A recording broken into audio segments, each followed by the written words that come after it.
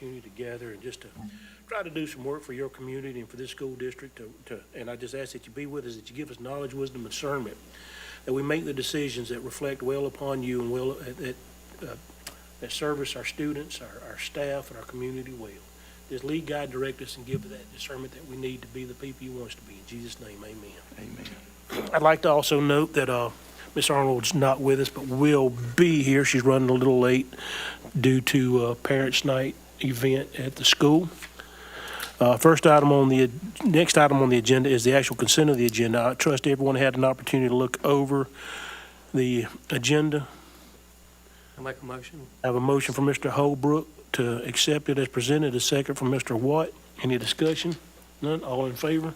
It's unanimous. And next item is the approval of the minutes from the last meeting there on September 9th. Again, everybody have an opportunity to look at that.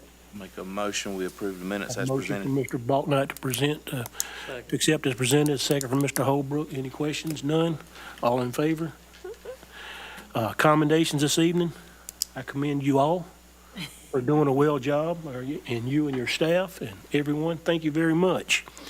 Next item on the agenda is special presentation.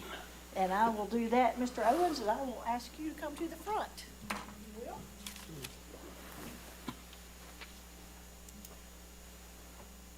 And tonight, we just want to say a special thank you for your 8 years of service on the school board. Just thank you for your hard work and dedication to the students and staff of Anderson School District. We appreciate you and we'll miss you. I'd like to say that it was obviously a pleasure. We'll miss part of it.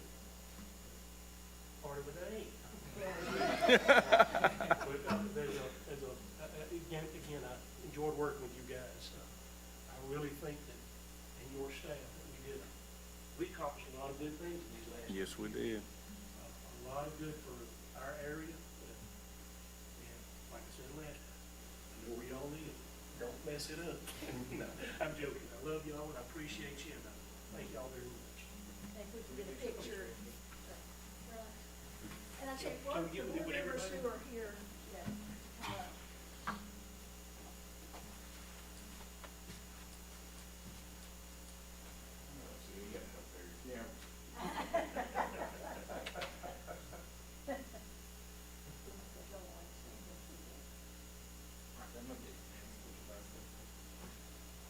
You already got it? Yeah, I got you. Okay.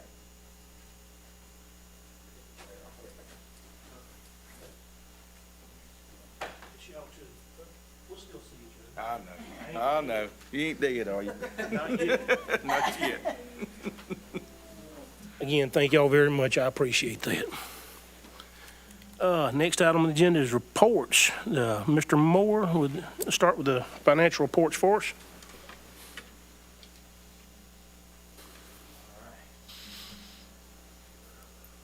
All right, so, taking a look at general fund at the end of September, our expenditures exceed our revenues by $1,568,471.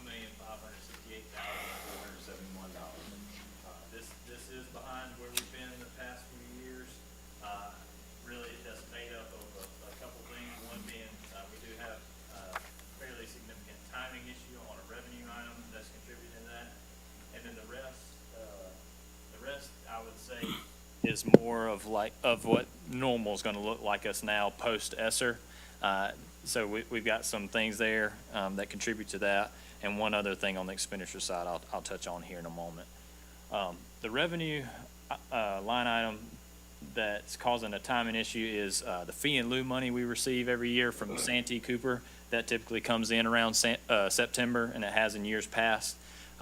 This year, we have not gotten it just yet, but I did confirm with the county folks today that the county has received that money, so we expect to get that money this month. So that'll be reflected in next month's financials. And that amount last year came in at right around $150,000. So fairly sizable timing difference there on the revenue side of things. On the expenditures, a large reason for the timing adjustment there, for the percentage increase we touched on last month for the purchase service line item, being due to those instructional software costs that we pay for district-wide that the schools use. That's a significant one. Another one is on our fringe benefits. If you recall, last year, we received the guidance around this time, maybe a little bit earlier, maybe in August or September or so, that we could start charging 100% of food service fringe benefit costs to the food service fund. But the FY 23-24 budget was set based on the prior guidance when the general fund was required to pay a portion of that. So if you remember, we had about a $250,000 windfall from that guidance we received last year. So of course, moving on to the 24-25 budget, we took advantage and budgeted that $250,000 difference. So over the course of the year, we're going to have about a $250,000 gap there just on the spending side. So we're going to trend ahead on those accounts as well. So that's why I kind of allude to this might be the new normal with that guidance, and as they're going away, I would expect us to look a little bit higher, or I guess a little bit more in the negative than where we've been in the past few years. We've been right around $1 million. It'd probably be 1.25, I would expect, as we go forward, with timing differences considered. So otherwise, everything seems to be on par where we expect it to be on the general fund side of things. So no cause of concern just yet. So everything that we expect to happen has happened so far as far as spending goes. Just wanted to point out here to highlight that property tax revenue difference there. So on the right side, on the green column, you can see we received $149,717 in fee in lieu money. And of course, nothing here in the 24-25s. So this is a timing difference that'll correct itself here in October. The last thing I want to touch on is the general fund side of things. The past couple meetings, Ms. Hipp has shared with you our enrollment updates and how that's shaping up, kind of giving you a heads up that we're seeing some growth. Last week, or maybe the week before, was our 45th day.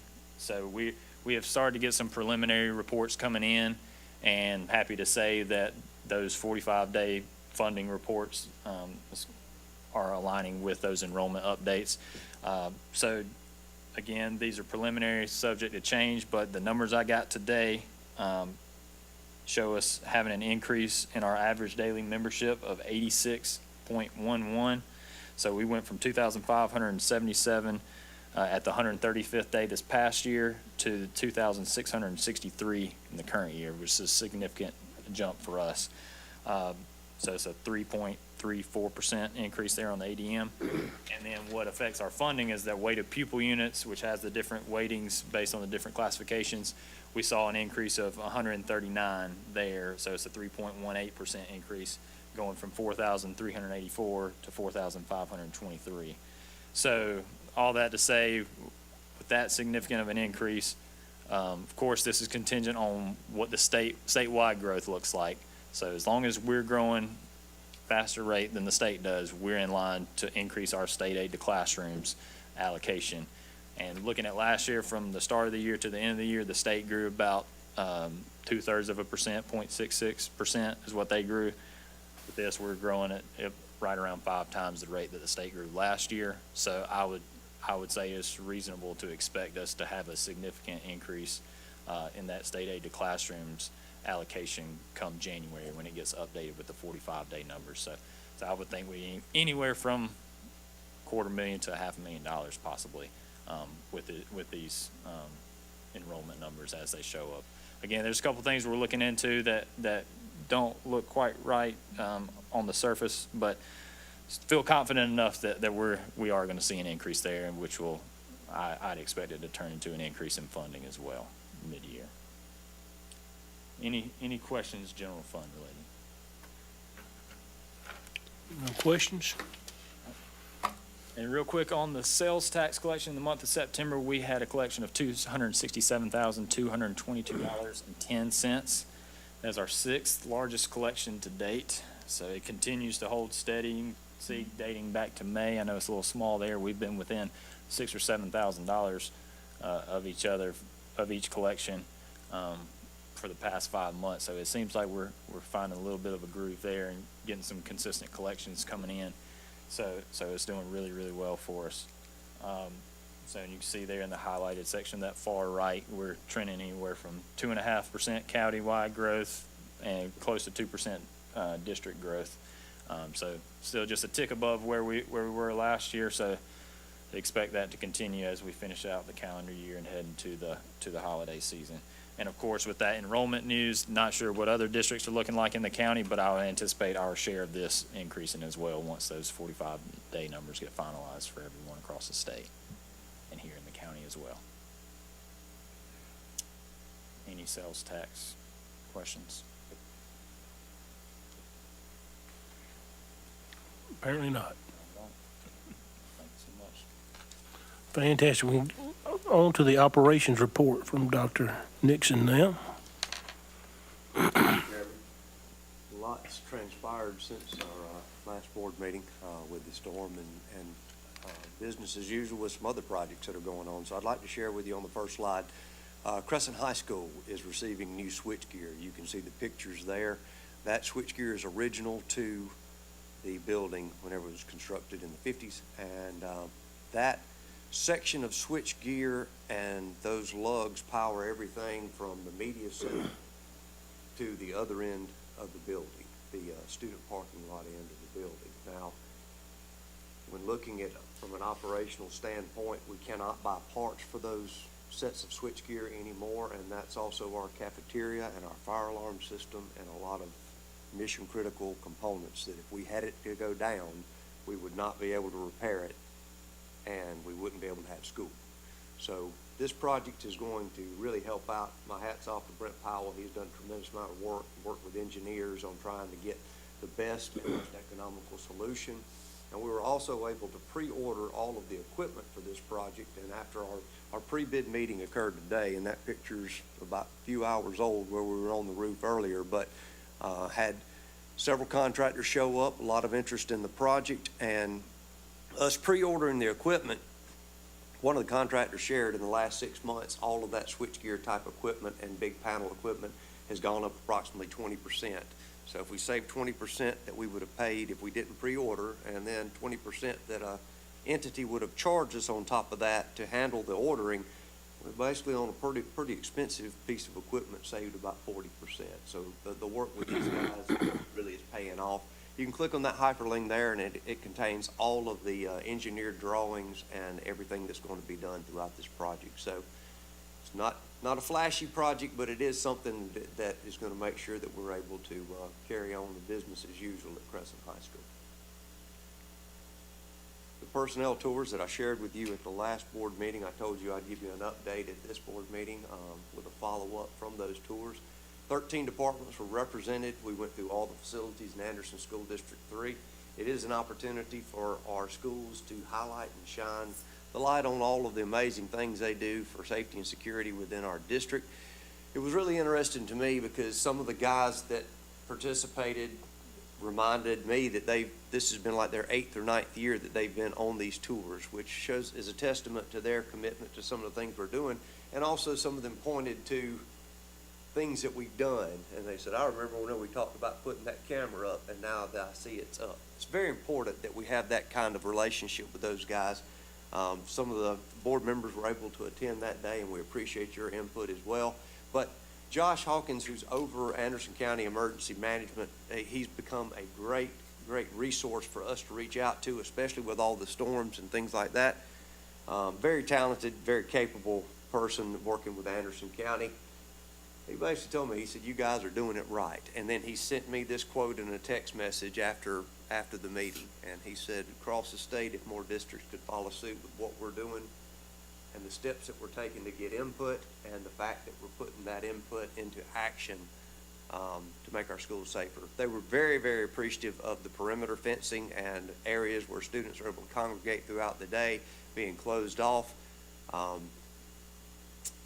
Really, this was the first year that we didn't have any sweeping major recommendations, which I'm very, very pleased to say that they were all impressed with the tours that we went through. So our administrators and our folks at schools are doing a fantastic job. The storm. damage district-wide. Every location to some degree sustained some damage. These are pictures that we were able to generate from the insurance. Star Elementary School probably had the least amount of damage, and this office here probably sustained the most damage and will be the most cost involved in getting it back squared away. Bones, Blake, Brent, administrators, custodians, Mr. McCullough pulled out all the stops. One thing that Mr. McCullough really helped with, and you can see the image here, he flew a drone to do a roof assessment and grounds assessment over every one of our locations. I am proud to say the work that we've done in the last, Mr. Owens mentioned the last 8 years, the amount of roofing that we've done in the last 8 years, we had minimal leaks with the amount of rain in our schools that we've had, and for our schools to be able to not have to have cleanup. Other districts and neighboring districts, I heard some horror stories where they had some schools that sustained a lot of water damage due to leaking roofs, so I'm very, very proud of that. But to cover those pictures there, and then I also mentioned the top right-hand corner with the amount of rain that fell in a short amount of time, it basically went to the lowest point at the back corner of this building where Mr. Moore's office is, and you can see right there where a penetration was in the building for the plumbing. Water got up under the slab, and we think it made its way through expansion joints and potential cracks that were in the slab.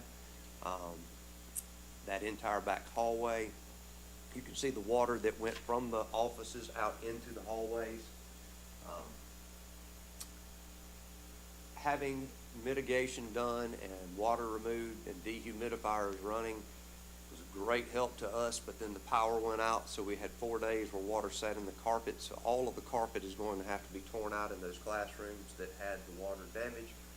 Working with the insurance company, one thing that's been really, really great and a testament to the South Carolina School Board's Insurance Trust, they're allowing us to package all of the damage district-wide into a single claim, so we're definitely going to meet our $5,000 by a long shot. And that other picture at the bottom, those are trees. We had 11 trees at last count that had fallen on fencing. None struck any buildings, but tremendous amount of cleanup, tremendous amount of triage having to be done to make sure that we got our schools back squared away, safe for kids to come back whenever we did. So I can't speak enough to all the folks that were involved, from food service, serving food, to Mr. McCullough's input, to the maintenance crew, to custodians. It was a team effort, and I feel like that's one of the reasons that we came out as well as we did. And then finally, a follow-up to some of the slides I've been sharing. The federal programs meeting, that hyperlink will take you to the board member invitation letter and detail what's going on there. That meeting will be virtual or face-to-face. If you can just reply to Cheryl Smith if you'd be able to attend in either format, please let us know, and we'd love to have your participation and input for that meeting. As always, in the December meeting or January meeting, based on input from the group, we'll have minutes, and the presentation will be made available to the board for anyone that's not able to attend. And then the CTE presentation, that is the link for the meeting that I shared. It occurred on October the 8th. A lot of good feedback. We're also sending out a survey this Friday with input from the group, and we'll be able to share in the next board meeting the agenda, the minutes from each one of those groups, and then also the feedback that we get from the survey that's sent out. Do I have any questions for you? Any questions for Dr. Nixon? Thank you. Thank you very much. Superintendent's report, Ms. Hipp. All right, the first thing I'd like to talk about, but before we do that, I want to give the credits to the Pledge of Allegiance. That was Miss Jackson's class at Iva Elementary on Friday when Mr. Holbrook and the Iva Fire Department, Mr. Brickle, coordinated some first responders for those kids. And so that kind of transpired from that. So I wanted to give credits there. And it was actually Mr. Holbrook's idea, which was a great idea, I thought. Now, going into the first thing on the agenda is our cell phone policy. Really, the policy that you see presented there comes from the model policy that came from the School Boards Association. With that particular one, it's very similar to our present policy, except I like the way when a policy is based on state law that the model policy gives definitions, because I think it makes it clear that what it's talking about, like an electronic device or personal electronic device, is anything there, and it kind of spells it out. And it includes things like earbuds. And I will tell you, we've really been following a very similar policy already. And Mr. Roberts at the high school tells me the bigger problem is policing earbuds, more so than the cell phones themselves. But school day is really from start bell to finish bell, and then we have some leeway with if kids use devices on buses or on the way to athletic events or whatever. You go to policy implementation and enforcement, it again says that they're prohibited during the school day, and it's like I told you earlier in the year, the only time presently any of our students can have a personal electronic device out is during lunch, and that's our high school. But with the statewide law, in January, when we fully implement this policy, we will have to disallow them using their devices during lunch at Crescent. And Mr. Roberts has already kind of told the students that. That's the only thing left to be done. Now, if you compare it to our present policy, Dylan, if you'll go there, you notice the present policy really goes back, I think, to 2015. And just to make, even though it's worded a little differently, it's the same basic policy, except I'll remind you, in 2015, we were not one-to-one. And so we were allowing some classroom-based use of cell phones and personal devices if a teacher directed that. But now with us being one-to-one, there's no need for that. The other difference is that we had first offense, second offense, a third offense, and fourth offense in the actual board policy. The present policy takes that out, which I agree with, and I'll just call your attention to it, and you can notice the differences. One reason I agree with it is because our principals put in their student handbook already the consequences of having a device out. Like I pulled Star Iva's. This is from their present handbook. First offense, device is confiscated, parent guardian must come retrieve it from the front office. That's also second offense. The only difference is confiscated. They have to retrieve it from an administrator. So it becomes more of a conversation. Third offense, confiscated, parent guardian has to come retrieve it from an administrator, 1 day of in-school suspension. And then fourth offense follows the third offense. And I like that because I don't want our administrators spending all their administrative time punishing kids for cell phones. The key thing is it's out, they take it, parent has to come get it. It seems to be working. High school's very similar. This is in Crescent's handbook. First offense, device is taken, held for the parent to come. Second offense, 1 day of ASD, after school detention, device is held for the parent to come. Third offense, 2 days of ASD, held for the parent. Fourth offense, 1 day ISS, device held for the parent. And so we're not putting kids in OSS or out of school over cell phones. I think we're doing a real good job managing it already. I like what they have in place. And so I didn't feel the need, as we're updating the policy, to actually put the discipline offenses in board policy. So that's why just recommending kind of the wholehearted change to the model policy that the state gave.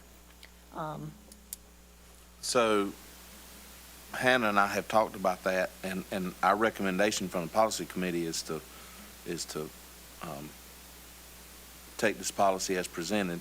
But some questions that we had, and I want Hannah to ask this question also, but I'm going to ask while we're here, is who is responsible for policing? Is it teachers? Is it lunchroom workers, custodian, the principal, or all the above? Really? How is that going to work? Really, I think policing to me is administration and teachers. Now, if there's a teacher assistant in a classroom working under a teacher, I think that's okay, but I don't expect custodians or cafeteria workers to take phones from students. The idea here, and what already happens is if a teacher takes a phone, they call an administrator to come get it. And so it ultimately winds up with the administrator being responsible for it. But more so than anything, if you take a cell phone, is students during change of class. You may see it. Or it rings during class. And so a teacher would take it then, but then ultimately it goes to the administrator to actually hold it until it's retrieved at the end of the day. Does it become I'm sorry, Marty. Does it I would become a just- burden or thorn in the side or a time constraint for the teacher to have to deal with that? Is that does it take 12 seconds to deal with it, or is it? I can find out the real answer to that question. It has not come to me as a concern Okay. from a teacher or from an administrator. And like I say, I think we have a pretty good system in place because we've been doing this Understand. for the last few years. But I will get an answer to that question just to make sure I'm presenting that correctly. We have a recommendation from the committee to accept this as presented, and we've already had some discussion, and it sounds like that the question's being answered is that it's being handled now by your staff, the teachers and administration. Is there any further questions? I got one other thing. Now, they're gonna be able to keep them on themselves, just keep them up and off. Right. So we're not gonna be putting them in No, cubby no. holes every morning and handing them back, because that would take Right, no. too much time. And that's, like I say, it's been working, I think, as well as it can. As long as it's not out of sight, out of mind, not tweeting or making any noise, no problem. The only other question I would have is, when you spoke about the earbuds, is that deal with these watches, these smart watches, has that been an issue? I don't think the smartwatches have been an issue. I think it's, when they're connected to the earbuds, that's when you have a problem. So we haven't seen that. I think they've been handling any concerns with that. So, I don't think it's been a We've problem. already implemented our policy, and it hadn't been a real problem already this year, and it should be fine. Right, right. I mean, all of us forget. I'm Well- sure there's a kid comes in, forgets to turn the phone on, it's gonna ring or whatever. That's just happens. Right, and that's the ones, the first time that happens, they're gonna take the phone, parent has to come get it. That's no big discipline thing, whatever, it's just when it becomes habitual. The one thing we did have to work out at the beginning of the year are those students, and the policy addresses this with medical situations where they need that sugar alert, something like that to check it. And so some of those kids were looking at it in class change, and they kind of worked that out because, you don't want that child to say, well, you didn't take their phone, but you took mine. But they're legitimately looking at it because they have a health concern. So I think we've worked out those things. We bought the other way that they were being used as for translators. And Dr. Nixon and Dr. Smith worked to buy some handheld translators so that students did not have to use their cell phones to do it. And so we took care of a need there that, was a better system anyway. So I think we've accommodated the needs. The policy does allow, I know a couple years ago when we first implemented the stronger policy, we had a bus incident one morning, and they had checked the kids out and everybody was okay, but when those middle school kids got to start arriving, I think there were 8 of them, I told Mr. Coates, I said, you take them to a room, and if they have a cell phone, allow them to get it out and call their parent, just so that their parent knows that they're on the bus. If they don't have the cell phone, let them go to the office. And he was kind of like, you're telling me to let them get a cell phone? I'm like, in that room with you, if they've got it, because that's the easiest way to call the parent if you've got a situation like that. And so it does allow for emergency situations under supervision for that to be used, but it's not a everyday occurrence. I remember that once in 2 years now. Fantastic. Any further questions? If not, all in favor of approving policy JICJ, prohibition of personal electronic devices during the school day. This is just the first reading. All in favor? It's unanimous. Fantastic. Okay, the other thing you'll notice on the agenda is Tigers Together. That's really kind of become our anthem over the last couple years, and so really during Hurricane Helene and the last, those days we were out, I can't say enough about our staff and the way they stepped up and took care of needs. And so the first picture was Iva Elementary's cafeteria staff. Of course, we serve meals at Iva Elementary and Flat Rock, starting on Tuesday of that week, Tuesday through Friday, and each day we served about 500 meals between the two. And one thing our district did that some other districts didn't do is that we served anybody who came. You didn't have to be school age. You didn't have to have children with you. Some of our elderly population came in and ate. And I'll tell you, I've got more hugs at Flat Rock and Ive Elementary during those days than I have gotten in the 7 years I've been superintendent. I think our community appreciated it. Just a place to sit in the cool, charge their devices. Some of the kids wrote notes. Flat Rock put paper on their tables, and kids could draw on it, parents could draw on it, and we got a lot of good messages. They played movies.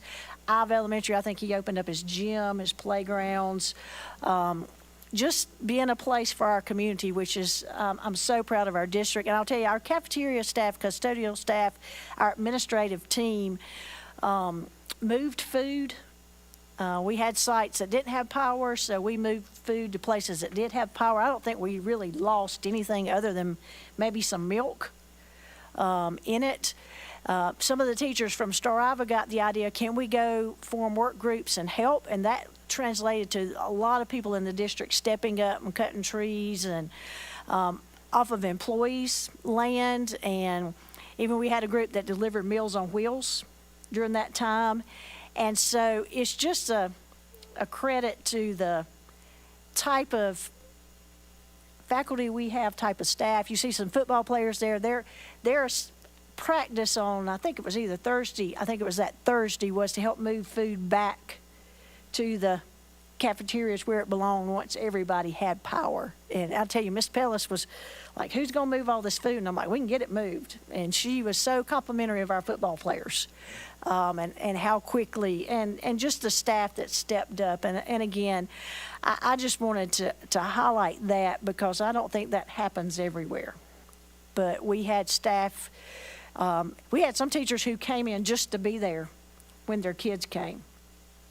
We had Miss Dodd who cooked a meal for her faculty because so many of them didn't have power. Miss Hatcher did a meal for her faculty and families, and I think we really stepped up and took care of the community and took care of each other. So I thought we needed to highlight that and make a public acknowledgement of that. And you'll also see a lot of other pictures on our social media sites. Dr. Nixon and Mr. Smith and Mr. Seelman, they moved quite a big branch and tree at one of our employees' house too, with an elderly mother who she was taking care of. So lots of great things there. So go to the website, go to the social media, and you'll see a lot more about that. But it's just makes me very proud of the group we have on our team. Fantastic. Thank you. Next item is going to be the certification for the delegate, for the 2024 Delegate Assembly. We have we'll also have a alternate as well. Are we? Right, The plan is yes. for the delegate and alternate. So that annual business meeting starts on December 7th. That's a Saturday, and then goes into the Sunday, the 8th, and it is in Charleston.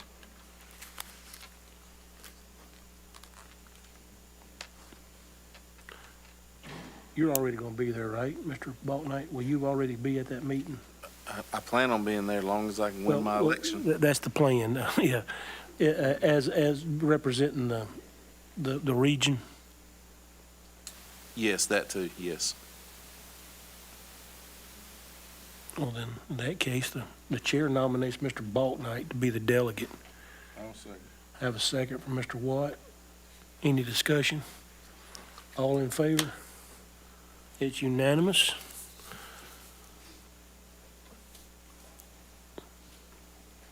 How do you want your name to appear on here? Just Trip Balknight? Yes, sir. That'd be just fine. I was gonna say Bill Trump. Spell your last name so I don't mess it up. B-O-U-K. B-O-U-K. And NIGHT. All righty, I'll entertain a motion for an alternate. At this point, I would like to nominate Hannah to be the alternate. I'll second that. We have a motion from Mr. Balknight to nominate Mr. Arnold, a second from Mr. Watt. Any discussion? All in favor? Again, unanimous. She's able to do it if you ain't here. Yep. Keep yourself.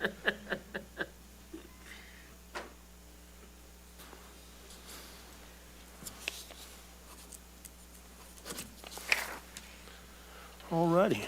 You have the appendix items that in your package that was sent out. Would you like to speak on that, Edie? The only one I'd like to speak on is, remember, the November board meeting, because we do have a contested election, we have to move it to the third Monday per board policy so that the election can be certified. So that meeting date will be November 18th. It would normally have been November 11th.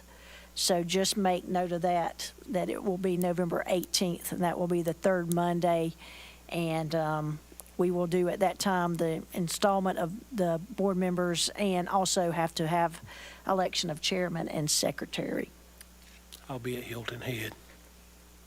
Sure. What are we doing for Christmas? And then Christmas is similar to what we did last year. Texas Roadhouse is catering, and we're going to do it at McFalls Landing. And that's, just wanted you to get that date on your calendar. What date is it? December the 10th, I think that's a Tuesday night. Well, fantastic. Anything else on that? If not, I'll entertain a motion to enter into executive session to discuss personnel matters and contractual matters as allowed by state law. I have a motion from Mr. Watt to do so, a second from Mr. Holbrook. Any discussion? None. All in favor? Again, unanimous.